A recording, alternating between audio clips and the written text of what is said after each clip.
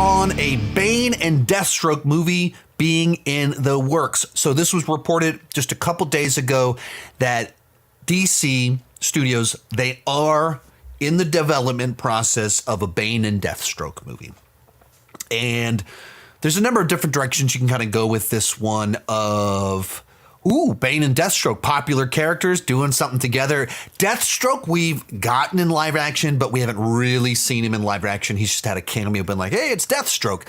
He was supposed to be the villain in Ben Affleck's The Batman. They even did test screen footage and everything, but then obviously that movie never happened. So we've never really gotten a cinematic live action Deathstroke. Now we've gotten a couple different Banes, one of them terrible, one of them Nolan-ized, and so perhaps like this is our comic accurate Bane Deathstroke. There's a lot of fun to be had with that. Now, Grace Randolph put out a tweet to this news saying something along the lines of, why are people celebrating that DC is doing what people have been criticizing Sony for doing? And I think that at face value is to some degree a fair observation that, yes, it is true that people have been criticizing Sony for making a bunch of villain spin-off movies for villains that haven't been established. Face value, that's what DC is doing. So are people being hypocritical here? I think there's, to a degree, a fair observation there. But what I would respond back with is that the difference, the Sony Spider-Man universe does not have Spider-Man in it. It is this very weird universe where it's only Spider-Man villains as anti-heroes.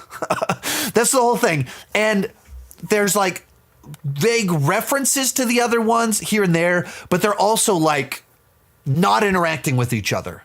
So there's a lot more to why the Sony universe is mocked constantly than just doing villain movies. So, assuming that they are doing Bane and Deathstroke in the DCU, which our kickoff movie, the biggest, well, there's many reasons that people are trying to pick on James Gunn's Superman movie. Some of that is just coming from frustration over replacing Henry Cavill in the reboot. But some of it also is that, is it too popular? Are there too many characters? If you're putting Bane and Deathstroke into a very populated universe, immediately, this is not the same thing as the Sony universe, the Sony Spider-Man universe without Spider-Man. And so I think that I need to know more information. What's the pitch? Who's the writer, director, things like that. But my gut reaction to it is go, oh, cool. Like Bane and Deathstroke are cool characters. They're both characters most immediately known for their muscle and their fighting skills, but they're also mastermind characters that have a lot of brain behind their brawn.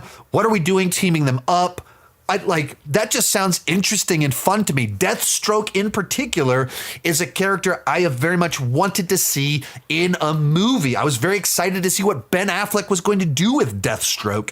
So doing it now in the DCEU, I want to see that. I'm interested in seeing that, assuming it is part of the DCU, part of a populated universe that will tie into grander things and have meaning and significance to it, and not just be these weird anti-hero things that the Sony Spider-Man-less universe is doing. Most of these clips are pulled from my Patreon live streams. I do about 6 live streams every single month. For $2 per month, $20 per year, you can get access to all the exclusive videos and live streams. For $5 per month, you get your name on my end card. At the top tier, you get a 30-minute video chat with me each month. The link down below in the description has more information.